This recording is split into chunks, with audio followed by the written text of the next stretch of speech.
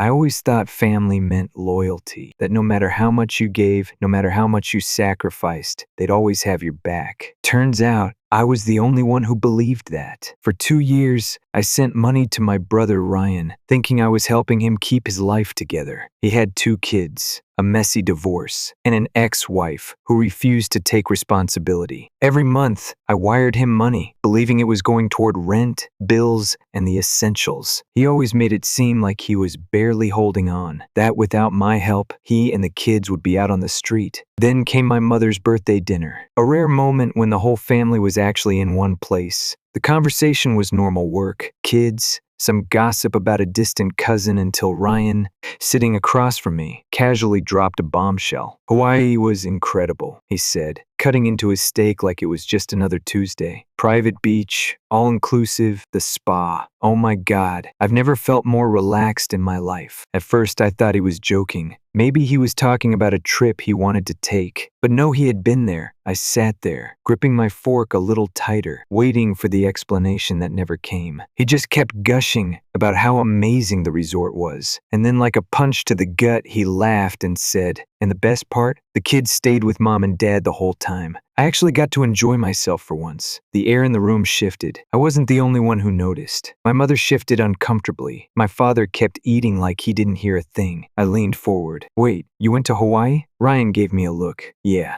I felt my stomach twist. "With what money?" He blinked, like he didn't understand the question. Then, with a casual shrug, he said, "Well, yours." Silence. My jaw clenched. My mother looked down at her plate. My father chewed like he was deaf. "You used the money I sent you? The money that was supposed to be for your kids?" Ryan rolled his eyes. "Relax. The kids are fine. They had fun with mom and dad." I glanced at my nieces in the corner of the room, wearing the same old, worn-out clothes I'd seen them in months ago. Meanwhile, Ryan had been sipping cocktails on a beach. I kept my voice steady. "I gave you that money because you said you were struggling." "I was," he said, taking a sip of wine, "struggling emotionally. I needed a break, Lisa. I deserve to be happy too." I almost laughed. "So instead of buying new clothes for your kids or paying off your bills, you decided a luxury vacation was more important." Ryan waved his hand dismissively. "You don't get it. I had to get out there, meet someone. I can't be a struggling single dad forever, you know. That's how I met Sophia." "Who the hell is Sophia?" His face lit up like he'd won the lottery. "Oh my God, Lisa. She's amazing. She owns a business, drives a Tesla," one of our cousins muttered under their breath. "So you used Lisa's money to find a rich girlfriend?" Ryan ignored them, still grinning. "She's successful, mature, everything I've been looking for." I clenched my fists under the table. "Unbelievable," he sighed. "Don't be dramatic." That was it. That was the moment I snapped. "That's enough. You're not getting another dime from me." Ryan froze. My mother gasped. My father's fork clattered onto his plate. Then, like he had rehearsed it, my father slammed his hand down on the table. "How dare you say no to your own brother?" I turned to him, stunned. "Are you serious?" "He's trying to rebuild his life," my mother added, her voice pleading. "Trying to find a good woman. And you want to punish him for it?" I let out a short, bitter laugh. "By lying to me? By using my money for vacations while his kids wear secondhand clothes?" My father shook his head. "He's your brother." Like that was supposed to be the only argument that mattered. I looked at them. "And I'm your daughter. But that didn't stop you from letting him take advantage of me." Ryan crossed his arms. "Fine, I won't do it again. Happy?" "No," I said, pushing back my chair. "I'm done."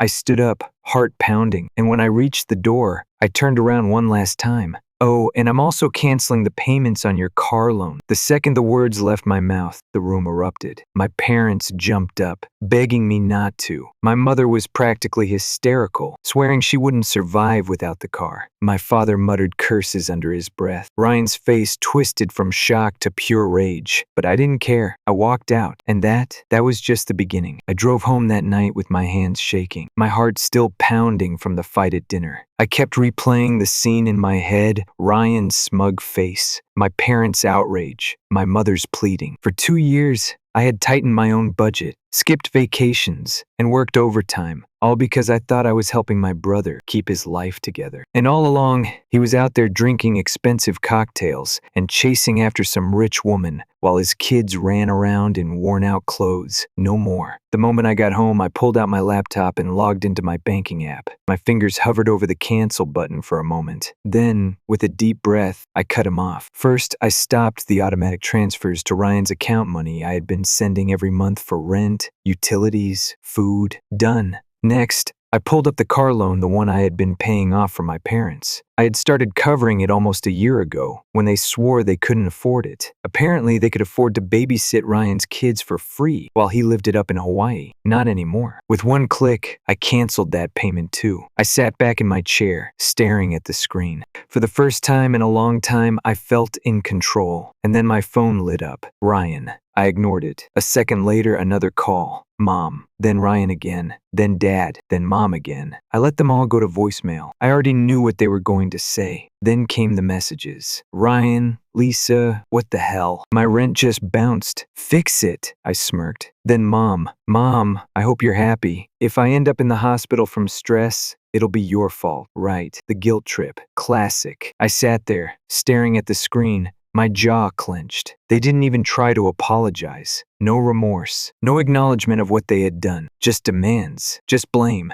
Then Ryan again. Ryan, you're seriously doing this? You're just going to let me and my kids end up homeless? I took a deep breath before replying. Me, you lied to me for 2 years. You said you were struggling, but you used my money for vacations. I helped because I thought you needed it. You don't. You're on your own now. The response was immediate. Ryan, wow. You're such a selfish bitch. Do you have any idea how hard it is to be a single dad? I needed that trip. I was trying to find a good woman so I wouldn't have to struggle forever. I felt my blood pressure spike. Me, your kids are wearing hand-me-downs while you sip cocktails at a 5-star resort. You're not looking for a good woman. You're looking for a sugar mama. And you expected me to pay for it. Silence. Then, finally, my dad called. I don't know why, but this time, I answered. The second I picked up, he exploded. Dad, are you out of your mind? I exhaled. What do you want, Dad? Dad, I want to know why the hell you canceled the car payments. We were counting on you for that. I almost laughed. You counted on me? I said. This was supposed to be a temporary thing while you got back on your feet. It's been a year. Dad, you can't just take that away. I can, and I did. Dad,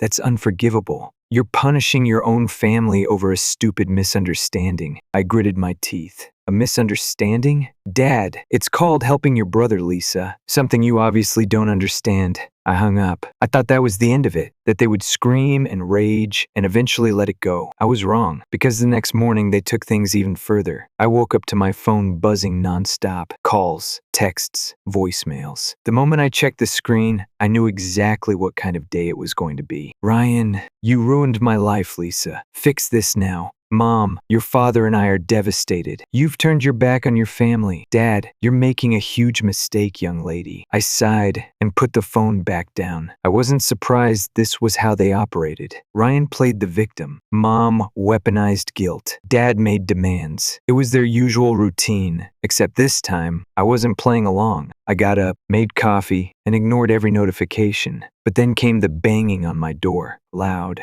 rapid, angry. I already knew who it was. I peered through the peephole, and yep, Mom and Ryan. I considered not answering, but I knew they wouldn't leave. I took a deep breath and swung the door open. Mom pushed past me immediately, her face twisted in frustration. Ryan followed, slamming the door behind him. What the hell is wrong with you, Lisa? Mom snapped. I folded my arms. Good morning to you too, Mom. Don't be snarky. You're going to fix this. Now. I let out a short laugh. Fix what? The fact that I stopped letting you guys use me as an ATM? Ryan threw his hands in the air. You're being insane. I have bills to pay, Lisa. My kids need a home. I leaned against the counter, expression blank. You mean the same kids you ditched at Mom and Dad's so you could run off to Hawaii? His jaw clenched. It was one trip, paid for with my money. Mom stepped in, her voice softer now, but I knew better. Lisa, sweetheart, I understand you're upset, but you're taking this too far. You can't just abandon your family like this. I stared at her. Abandon? Mom,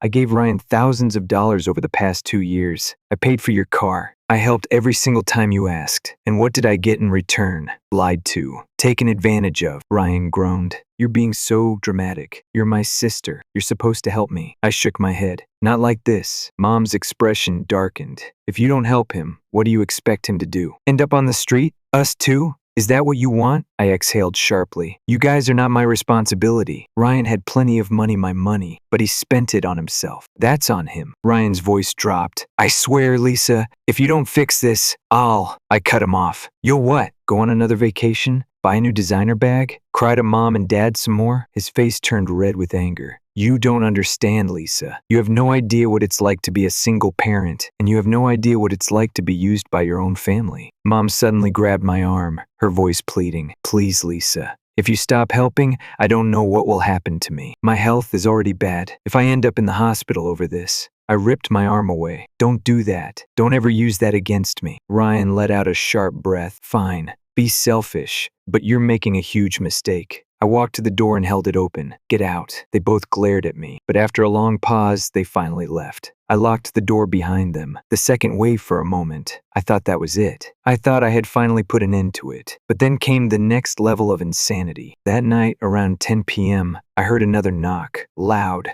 repetitive, almost frantic. I groaned. Oh, for the love of... I checked the peephole, expecting Ryan or Mom again. But this time, it was just Mom, alone. I hesitated. If I ignored her, she'd probably stand there all night, calling me until I caved. I opened the door. Mom, whatever it is. She pushed past me. We need to talk. I sighed, shutting the door. If this is about Ryan, it's about me, Lisa. Something in her voice made me turn around fast. She was holding a bottle of pills. My stomach dropped. What are you doing? She gave me this broken look. I can't take this. The stress, the shame, my own daughter turning her back on her family. Do you know what this is doing to me? She twisted the cap off the bottle. My heart pounded. Mom, stop. Tears welled up in her eyes. Maybe if I weren't around, you'd feel bad for what you've done. I lunged forward and grabbed the bottle out of her hands. I looked at the label. Sleep aids. Over the counter. Not even prescription strength. She wasn't actually going to do anything. She was performing. I exhaled sharply. You really came all the way here to fake a suicide attempt just to manipulate me? She sniffled. I wouldn't have to if you weren't being so cruel. I clenched my jaw, fighting the urge to scream. This is insane. You're trying to emotionally blackmail me into giving Ryan money. She wiped her tears away instantly. Her face hardened. It's not just about Ryan. You cut us off too. You left your own parents to struggle. I shook my head. You're struggling because you expected me to keep bailing you out forever. That's not my problem. She gripped my arm, her nails digging into my skin. Undo this. Right now. I pried her fingers off me and walked to the door. Go home, Mom. She stared at me, her lips pressed together. Then, in a whisper, she said, Fine, but if I end up in the hospital, you'll have to live with it. I said nothing. She walked out. I locked the door behind her, my whole body tense. Then my phone buzzed again. Ryan, wow.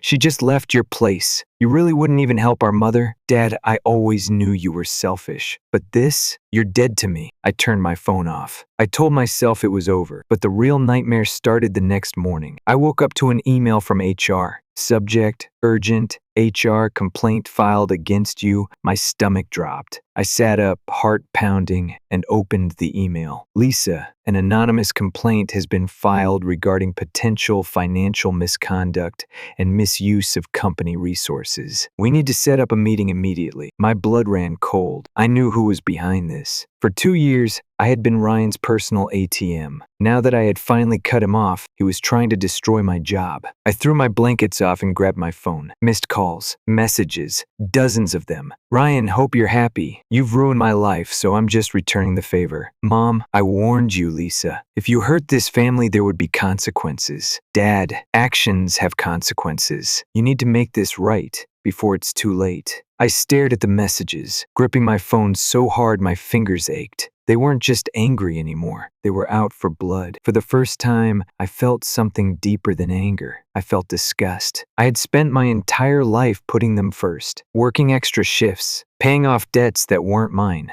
covering rent that I didn't owe. And now, the moment I said no, They wanted to destroy me. They wanted me to suffer. Clearing my name, I didn't waste time. I called my boss directly. "Hey, I just got an email from HR. Can I come in and clear this up now?" He sounded concerned. "Yeah, Lisa. I'll be honest, I was surprised to get this complaint. It doesn't sound like you." That was all I needed to hear. If my boss had doubts, it meant their little stunt was already falling apart. I got to the office within an hour and sat down with HR. "This complaint is completely false," I said, my voice steady, "and I can prove it." I pulled up my financial records, showing that my money had only ever gone toward my personal bills and, until recently, supporting my family. I showed them text messages, proof that Ryan and my parents had been trying to manipulate me into giving them more money. I even told them the truth: my own family was behind this. By the time I left that room, the complaint had been dismissed, but I wasn't done. Face to face with the enemy, I wasn't going to wait for another attack. I went straight to my parents' house. When I walked in, my dad was sitting on the couch, watching TV like nothing had happened. Ryan was there too, scrolling through his phone, looking completely unbothered. My mom walked in from the kitchen, her face twisting when she saw me. "Lisa," she said carefully, "you should have called before coming over." I ignored her. I looked straight at Ryan. "You tried to get me fired." Ryan barely glanced up. "I don't know what you're talking about." I pulled out my phone and held up the HR email. "You really thought I wouldn't find out?" He scoffed. "You can't prove it was me." I turned to my parents. "And you two? You let this happen?" My dad waved his hand dismissively. "Oh, don't be so dramatic. If you had just kept helping your brother, none of this would have happened." I clenched my fists so tight. My nails dug into my palms. "Let me make this very clear." I took a step forward, looking each of them in the eye. "If any of you contact me again, if you so much as breathe in my direction, I will go to the police." Ryan finally looked up, smirking. "For what?" I smiled coldly. "For harassment, for making false accusations, for sending Sophia's ex to my door to threaten me." My mother paled. "Now, Lisa, let's not take this too far." "Too far?" I cut her off. "You escalated this, Mom, not me. And guess what? I have screenshots, call logs, everything the first need to prove what you've been doing." Silence. My dad's jaw tightened. Ryan's smug expression finally faded. My mom opened her mouth, probably to cry or beg or manipulate me some more. But for once, she said nothing. I turned and walked out the door, and this time, none of them followed me. The smear campaign begins for 2 days. There was nothing but silence. No calls, no texts. Then, my cousin Emma called me. "Lisa," she said, "I just heard from Aunt Linda that you got fired for stealing from work. What the hell is going on?" My stomach dropped. "I didn't get fired," I said. "Who told you that?" "Your mom. She told everyone in the family that you were caught embezzling, that you're spiraling mentally and pushing everyone away." I took a deep breath, trying to control my rage. But the next day, it got worse. My uncle called me. "Lisa, I heard you got into gambling debt. What's going on?" My grandmother left me a voicemail. "Sweetheart, I'm praying for you. Your parents told me you're having a breakdown. Please come home." They were spreading lies about me. They couldn't control me anymore, so now they were trying to destroy my reputation. I was done. Setting the record straight, I sent one message to the family group chat. "Me, I'm hearing a lot of lies about me, so let me set the record straight." I cut off financial support to my parents and Ryan because they were using me. They retaliated by spreading false rumors and even tried to get me fired. None of it is true. If anyone has questions, ask me directly. I sent it and put my phone down. Almost immediately, my cousin Emma responded. "Emma, wait. They tried to get you fired?" Then my uncle. "Uncle Greg, Lisa, I believe you. This is disgusting." One by one, messages started coming in. People were furious, not at me, but at Ryan, Mom, and Dad. My aunt called my father directly. "Leave Lisa alone. If you keep this up, you're going to lose the rest of the family." And just like that, it was over. The calls stopped. The messages stopped. My parents and Ryan finally backed off. Not because they wanted to, but because they had lost. And me? For the first time in years, I felt free. But I wasn't stupid. I knew they'd try again. Maybe not next week, maybe not next month, but eventually. And I wasn't going to give them the chance. That night, I made a decision. I was done with them forever. I sat in my apartment that night, staring at the wall. The silence was deafening. For the first time in years, there were no frantic texts, no guilt-tripping calls, no unexpected visits filled with manipulation and empty threats. It was over, and yet I still felt like I was waiting for the next attack. I knew my family too well. They didn't change. They regrouped. They planned. They waited for the next opportunity to sink their claws back in. Not this time. The escape plan, I pulled out my laptop and started searching. I had thought about leaving for years, getting out, moving somewhere new, starting fresh. But there was always something holding me back. Or rather, someone. Ryan needed help. Mom needed money. Dad needed me to be the good daughter. But now, there was nothing tying me down. Within an hour, I found a job opening in another city, better salary, better benefits, a real chance at a fresh start. I applied on the spot. By the next week, I had an offer. And by the end of the month, I was gone. No goodbyes, no explanations. I sold what I didn't need, packed the rest into my car, and left. Just like that. The final goodbye. The morning of my move, I did one last thing. I changed my number. I blocked Ryan, blocked Mom, blocked Dad, blocked every enabler, every flying monkey, every toxic family member who had taken part in their mess. Then I went through my emails, old messages, bank statements, rent receipts with Ryan's name attached. I deleted everything, every trace of them, every reminder of the years I wasted being their financial puppet. When I was done, I sat on the floor of my empty apartment, staring at the blank space where my couch used to be. And for the first time in a long time, I breathed. It was like a weight had been lifted off my chest, a weight I had been carrying for too damn long. I grabbed my keys, walked out the door, and never looked back. A life that's finally mine. Moving to a new city wasn't easy. I didn't know anyone. I had to build my life from scratch. New job,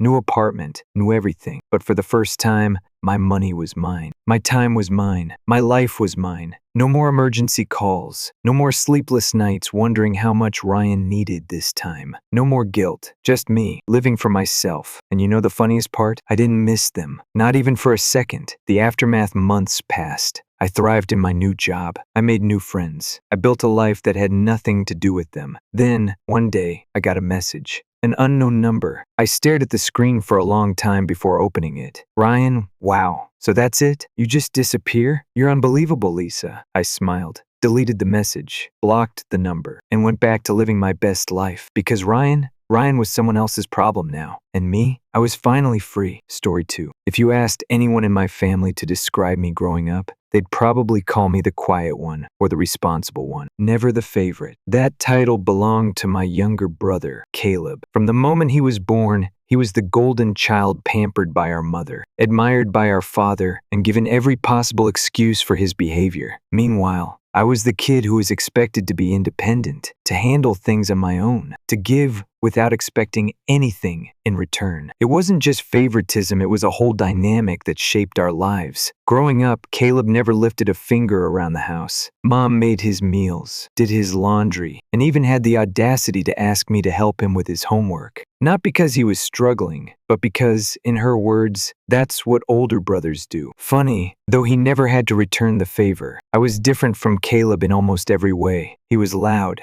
outgoing, and brash, just like my father. Meanwhile, I was introverted, focused, and brutally honest. I didn't sugarcoat things, and I think that rubbed my mother the wrong way. Over time, I noticed how she started treating me like the family outcast. She adored Caleb, and in her eyes, I was just there. At first, I didn't mind. I was independent. I didn't need their approval. But Caleb took full advantage of the situation. He wasn't just the favorite, he was a bully. He mocked me for my glasses, my height, even the way I talked. He'd sneak into my room, read my private journal, and run to Mom with anything he could use against me. When I got mad, she'd wave it off. "That's just how brothers are," she'd say, laughing like it was some adorable sibling moment. It wasn't. He did worse things. 2 little pranks that weren't funny at all. One time, he nearly broke my glasses on purpose. Another time, he put small rocks in my cereal, which could have cracked my teeth if I hadn't noticed in time. Every time I complained,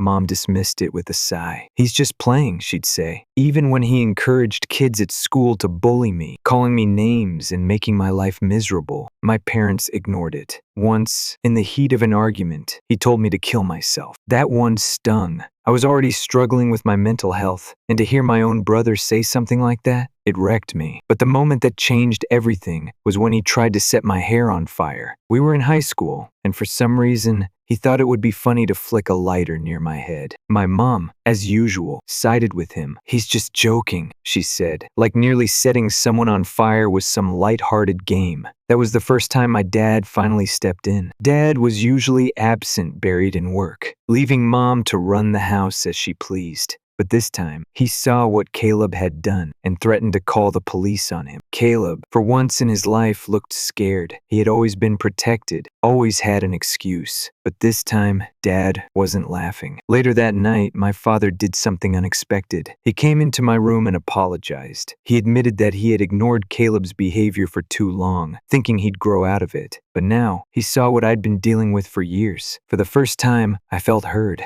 I told him everything, every cruel thing Caleb had done. Every time he had encouraged my bullies. Every time I had felt alone. My dad was stunned. The next day, he went to my school principal and made sure the bullying stopped. That evening, he signed me up for martial arts classes. "You need to learn how to stand up for yourself," he told me. At first, I was skeptical. I was a scrawny nerd. How was I supposed to fight? But I threw myself into it, just like I did with my studies. And slowly, everything changed. Months later, Caleb tried to steal from me. We used to get pocket money for doing chores, and I had been saving mine for weeks. One day, I caught him sneaking out with my money in his pocket. "Give it back," I told him. He smirked. "What are you gonna do about it? Run to Dad?" Without thinking, I punched him hard. He hit the ground. Stunned, I took my money from his pocket and pushed him back down when he tried to get up. And then Caleb, the golden boy, the family's pride and joy, started crying. Mom came running, horrified that her precious baby was hurt. She immediately started scolding me, telling me that I should set a better example. Caleb,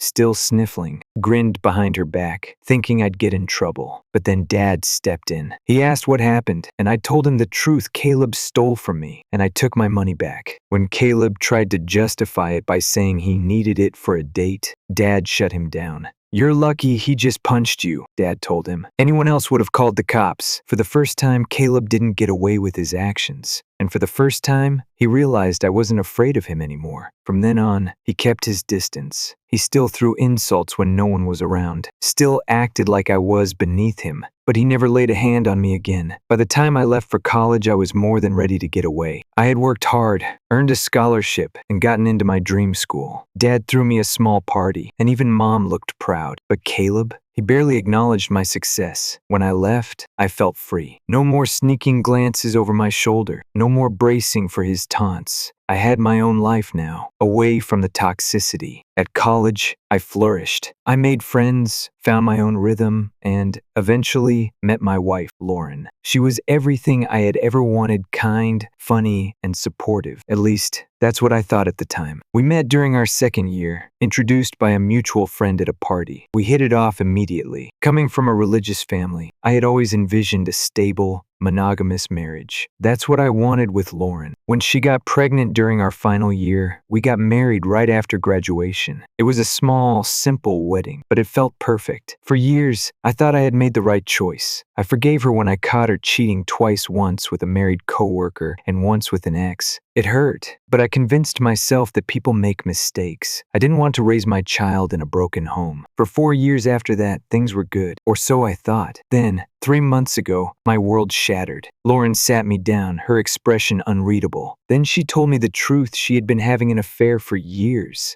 with my brother, and to make matters worse, our son might not even be mine. I felt like the floor had dropped out from beneath me. My wife, my brother, the people closest to me, had been betraying me for years. And suddenly, I wasn't the quiet, overlooked kid anymore. I was a man ready to burn it all down. For a long moment, I just sat there, staring at Lauren like I had misheard her. My brain refused to process what she had just said. My wife, my brother, the two people who should have been the closest to me, had been sneaking around behind my back for years. And now, on top of everything, she was telling me our son, my son, might not even be mine. Something inside me cracked. Not loudly, not violently. It wasn't an explosion. It was quieter than that, more like the sound of something breaking under too much weight. And yet, I felt calm. "Say that again," I said, my voice steady. Lauren swallowed hard. I don't know if he's yours. I never wanted you to find out this way. I let out a quiet laugh. "That's funny, because I think you never wanted me to find out at all." She flinched but didn't deny it. I sat back in my chair, running a hand through my hair. The betrayal felt so deep, so absolute, I didn't even know where to start. When? I finally asked. Lauren hesitated, but I just stared at her, waiting. She knew there was no point in lying now. The first time, she said quietly, it was years ago, before we were married. That Thanksgiving, the first spent with your family. I closed my eyes for a second. I remembered that trip, how she had been so eager to bond with my mom, how she had gone out of her way to include Caleb in everything. I had actually been happy that they were getting along, thinking maybe it would help mend things between me and him.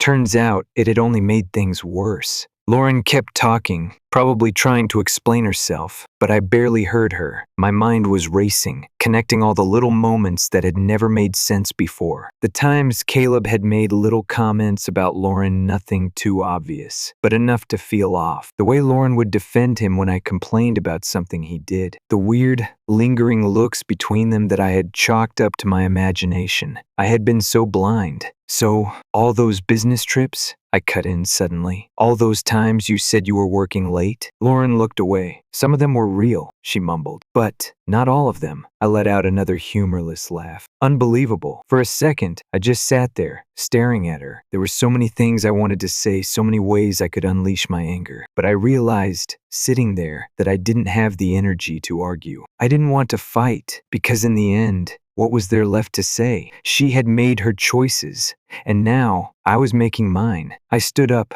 I'm leaving. Lauren's head snapped up. Wait, what? I turned toward the bedroom, grabbing my suitcase from the closet. Lauren scrambled after me. Wait, just can we talk about this? I ignored her, throwing clothes into the suitcase with steady hands. Please, don't just walk away. Yell at me. Hit something. Do something. Just don't be so calm. I finished for her, looking up. You want me to scream at you? Call you names? Why? So you can tell yourself you're the victim in all this? So you can pretend that my reaction is the worst part of what's happening right now? She had nothing to say to that. I zipped up my suitcase and walked toward the door. Lauren grabbed my arm. What about Henry? She pleaded. That made me pause. Henry. The boy I had raised. The boy I had loved as my own. And now, I didn't even know if he was mine. The thought made something twist painfully in my chest, but I forced myself to stay steady. We'll get a paternity test, I said simply. If he's mine, I'll figure it out. If he's not, then he's yours and Caleb's problem now. Lauren's face crumpled. He's just a child. Don't punish him for this, I sighed, rubbing a hand over my face. I'm not trying to punish him, I said, but I can't do this right now. I need space. I need to think. And with that, I walked out. The next day, I went straight to my parents' house. Dad took one look at my face and knew something was wrong. What happened? I took a deep breath. We need to talk. About Caleb. Mom and Dad sat down, watching me warily as I told them everything. I laid it all out, the affair, the paternity doubts, the years of betrayal. I didn't sugarcoat anything. When I was done, the room was silent. Mom was the first to react. That can't be true, she said quickly. Caleb would never, I scoffed. Really? That's what you're going with? Mom faltered, but she still shook her head. It just doesn't sound like him. I pulled out my phone. Then let's call him, right now. I put Caleb on speaker, and when he answered, I got straight to the point. How long have you been sleeping with Lauren? Dead silence. Then what the hell are you talking about? Caleb snapped. I know everything, I said. She told me, so don't bother lying. Another long pause. Then Caleb laughed. You believe her? She's a liar. Maybe you should be mad at her instead of looking for someone else to blame. I clenched my jaw. I am mad at her. But you're my brother. Yeah? And? Caleb sneered. It's not my fault women prefer me. Mom gasped. Dad's face darkened. But I wasn't even surprised. That was Caleb, cocky, arrogant, and absolutely incapable of taking responsibility for anything. Well, I said, guess what? You're not Mom and Dad's favorite anymore. Caleb laughed again, but it was forced. Oh, please. They'll never turn against me. I smiled coldly. You sure about that? I turned to my parents. You heard him. Now, tell me, do you still think he's innocent? Mom's face was pale. For once, she had no words. Dad, on the other hand, was furious. Caleb, he said in a tone that made even me sit up straighter. You are no longer my son. Caleb froze. Wait, what? Dad didn't raise his voice. He didn't need to. You betrayed your brother. You broke this family apart. And now you can live with the consequences. I had never seen Caleb at a loss for words before. But for once in his life, he was speechless. Dad wasn't done. You're cut off. No more money. No more support. Nothing. Caleb sputtered. You can't be serious. Dad hung up. And just like that, it was over. Mom looked like she wanted to protest, but when she saw the look on my face, she stayed silent. For the first time in my life, I felt like my parents truly saw me. I wasn't the quiet one anymore. I wasn't the overlooked one. I was the one who walked away from the wreckage they had spent years ignoring. After Dad hung up on Caleb, the silence in the room was thick. Mom sat there, staring at her hands, her mind probably racing with ways to undo what had just happened. But for once, she didn't say a word. Maybe she realized there was nothing she could say that would make this right. Dad, on the other hand, looked like a man who had made peace with his decision. He wasn't yelling. He wasn't fuming. He just sat back in his chair, arms crossed, eyes hard. I leaned forward, my voice even. "Are you sure about this?" Dad nodded. "Absolutely." Mom turned to him, finally finding her voice. "We don't have to cut him off completely. He made a mistake, but he's still our son." Dad didn't even look at her. "No, he's not." I could see the hurt in her eyes, but I didn't feel sorry for her. She was the one who had raised him this way, spoiled him, made excuses for him, shielded him from consequences. Now, the boy she had treated like royalty had grown into a man who thought he could do anything without facing the fallout. Not anymore. That was the day Caleb officially lost everything. Over the next few weeks, Caleb learned what it meant to live without my parents' money. First, he lost his apartment, couldn't afford rent. He tried reaching out to friends, but most of them were just drinking buddies who weren't about to take in a broke, unemployed guy. Then, he had to drop out of college. Without Dad's financial support, he had no way to pay tuition. I heard through the family grapevine that he begged Mom to convince Dad to reconsider, but Dad wouldn't budge. And Lauren, she wasn't doing much better. After we filed for divorce, she tried to go after me for alimony, claiming she was used to a certain lifestyle and needed support. Her lawyer even tried to play the whole dedicated wife and mother angle. That blew up fast. Not only did her affair destroy any chance of her getting alimony, but the paternity test confirmed what I had already suspected Henry wasn't mine. I sat in the clinic's waiting room, staring at the paper in my hands, feeling nothing. No anger, no sadness, just emptiness. Henry, the boy I had spent years raising, wasn't my son. Lauren tried to convince me it didn't change anything. "You're the only father he's ever known," she said through tears. "He loves you." Maybe that was true, but I couldn't do it. Every time I looked at Henry, all I saw was Caleb, and I hated it, so I walked away. Call me cruel, call me heartless, but I had nothing left to give. Lauren was on her own now, and so was Caleb. At first, Caleb didn't try to reach out to me. He was too busy scrambling to survive. But once he realized he had no options left, he finally swallowed his pride. One night, my phone rang. When I saw his name on the screen, I almost didn't answer. But curiosity got the better of me. I picked up. Caleb's voice was different this time. No arrogance, no cocky attitude, just desperation. "Hey man," he said, forcing a weak laugh. "It's been a while." I said nothing. He cleared his throat. "Look, I know I messed up. I wasn't thinking. I was stupid. But I swear, I regret everything. Can we start over?" I let out a slow breath. "Why now?" He hesitated. I need help. I dropped out of school.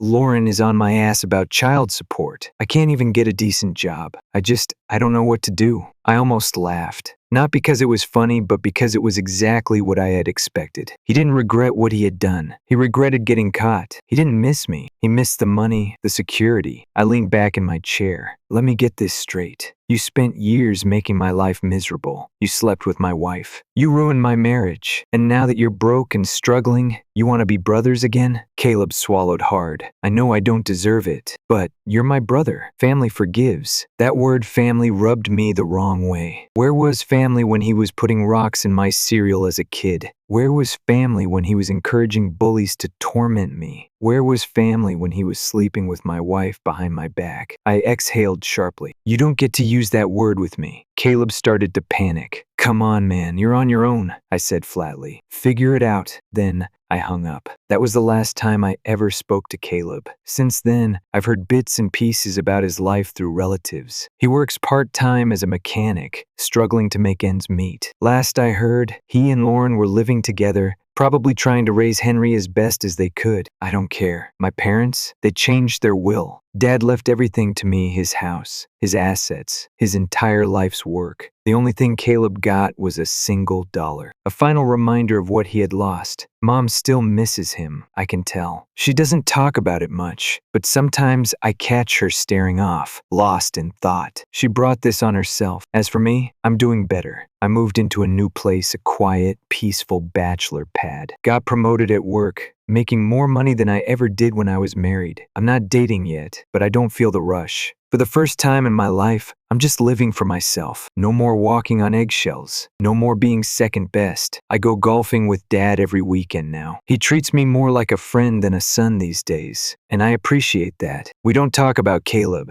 We don't need to. And Lauren? She tried to reach out once, sent me a long, emotional email about how she missed me, about how Henry still asked about me. I never responded. Some betrayals cut too deep. Some bridges aren't worth rebuilding. So, I left them all behind. And for the first time in my life, I feel free.